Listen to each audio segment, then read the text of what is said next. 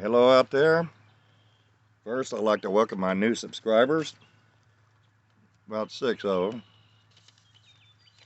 Let's see. Ralph D., Rick Croucher, Z Copper, Danny Foxworth, the Whittling Piper, and Pipe Poppy 73. I welcome and thank you. Well, today I thought I'd do a video on pipe smoking detectives. I guess I'm just in that mood.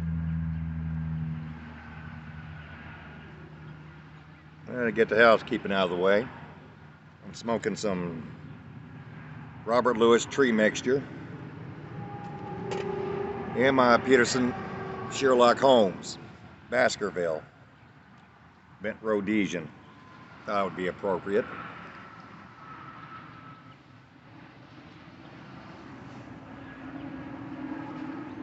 Now, my love for some mysteries is the influence from my wife. She likes watching mysteries off and on, and she loves Perry Mason. And still, her favorite detective is Sherlock Holmes. She's read some of the stories and mainly watched the movies. She has watched them over and over again. And for her, there can only be one Sherlock Holmes, and that's Basil Rathbone. And that's rubbed off on me too. I can't read a Sherlock Holmes tale without hearing Basil Rathbone's and Nigel Bruce's voices.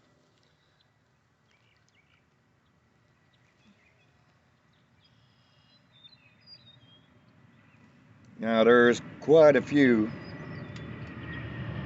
of your old classic detectives. Well, there's one I started with. I guess you can call him one of the last. Now it's Spencer, written by Robert B. Parker. Now, he was not a pipe smoker. He was a cigarette smoker at one time in the novels, and he kicked the habit.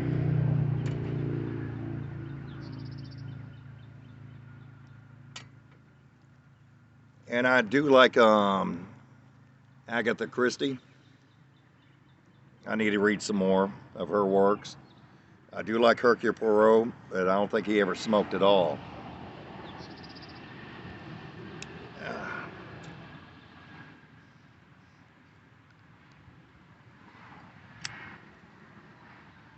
Now, as far as the ones I do know that smoked a pipe, the man who wrote them, they were pipe smokers, like Jules Maigret. That man was kind of a tobacco bloodhound. And the man who wrote them smoked a pipe. George Simeon. I need to read some more of his novels.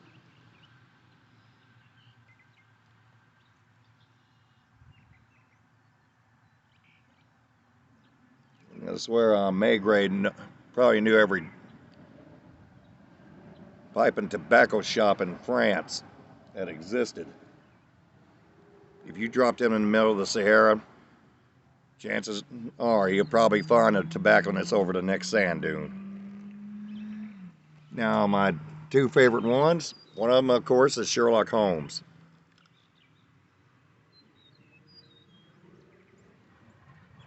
Who's usually shown, well, at least in pro silhouette, or the way people think, with a calabash.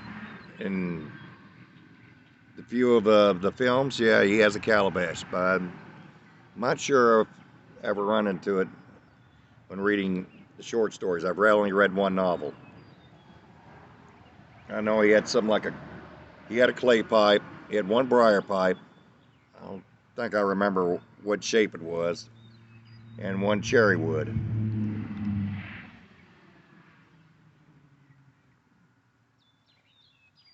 And Watson smoked a pipe. Now, there are quite a few things they stayed faithful to the literature on. Uh, Watson, or at least most of the time, he could not stand the tobacco blend that Holmes was smoking. He hated the aroma.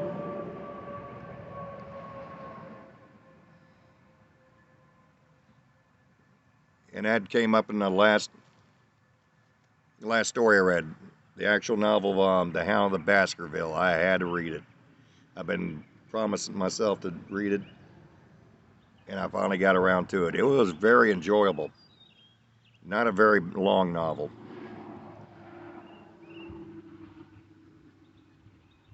Now, when they took the case,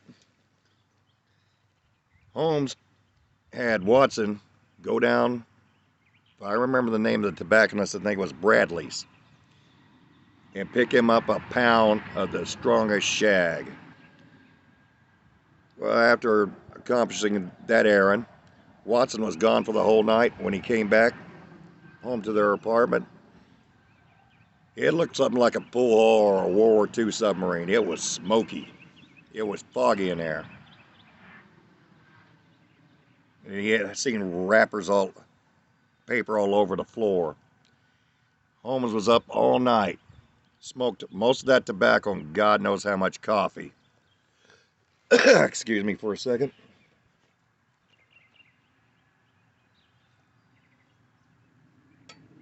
Oh, my kind of man.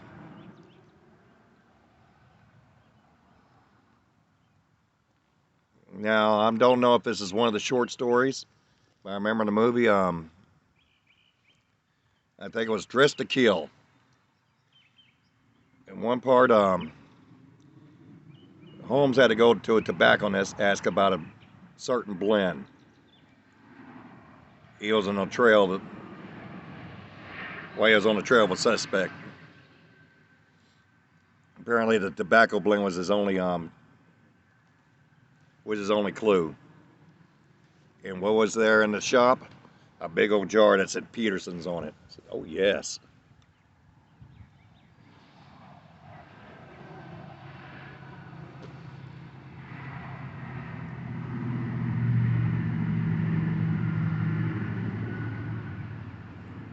And of course, about Sir Arthur Conan Doyle smoked a pipe. I think he actually did smoke a calabash, from what I remember of his photos.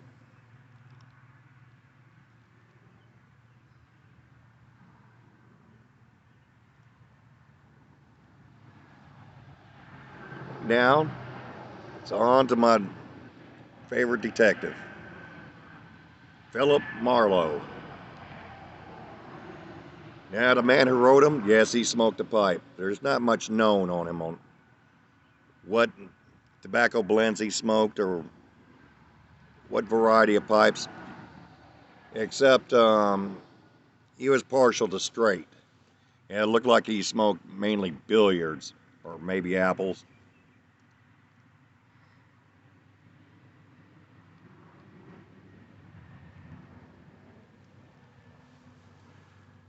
Uh, and there was one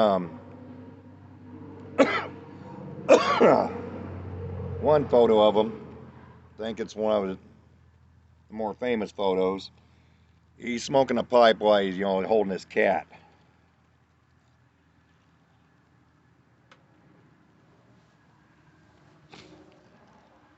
Now Raymond Chandler was born in Chicago. He was raised in England, and he came back home here to the U.S. Eventually moved to California. And before he started writing detective fiction, he worked in the oil field for a while. I think he had one other job.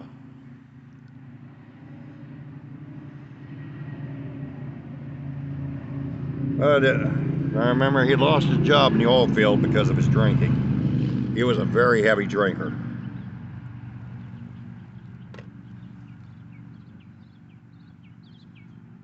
And he started writing detective fiction.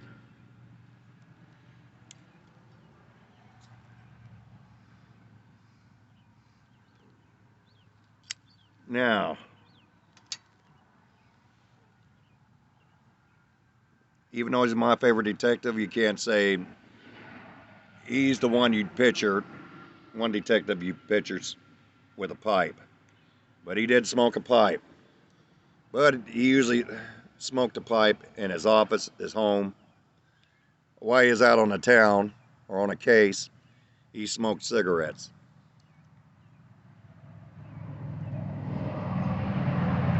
And some of the stories, yeah, he's practically a tobacco bloodhound sometimes. One time he was tipped off. He was, I think it was in the story of Red Wind.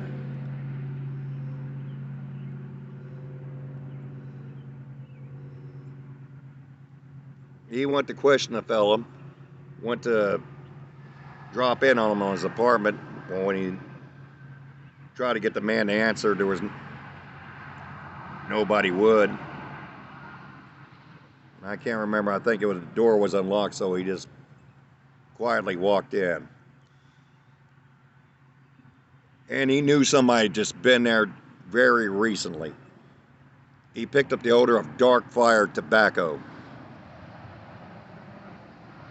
which he said which is a lot of Mexican and South American cigarettes.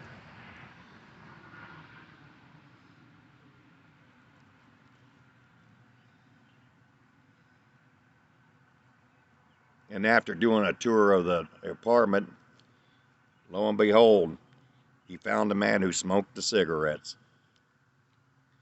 hanging with his own belt around his neck, dead.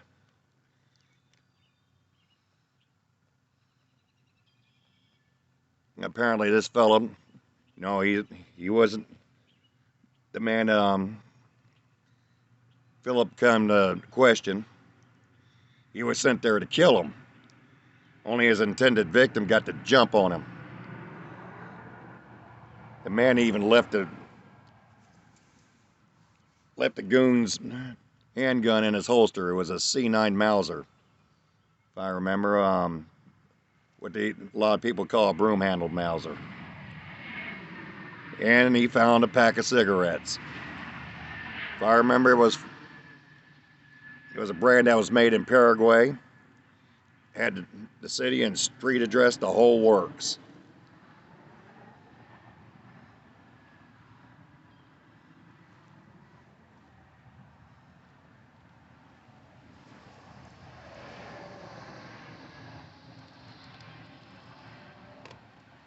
Now, Philip Marlowe was, say, a very intelligent fellow. No, he was not a genius. And he was witty. He had a smart-ass crack ready when it struck him.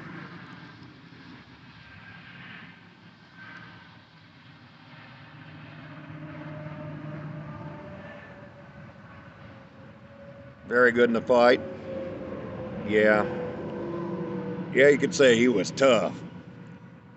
His body sure took a lot of punishment. And as many times he's had a sap wallop against his head, it's wondering he had any brains left at all. And it's fun reading about his adventures.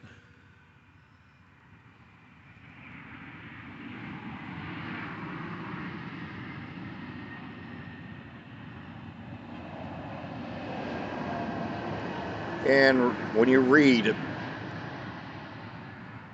Raymond Chandler's works,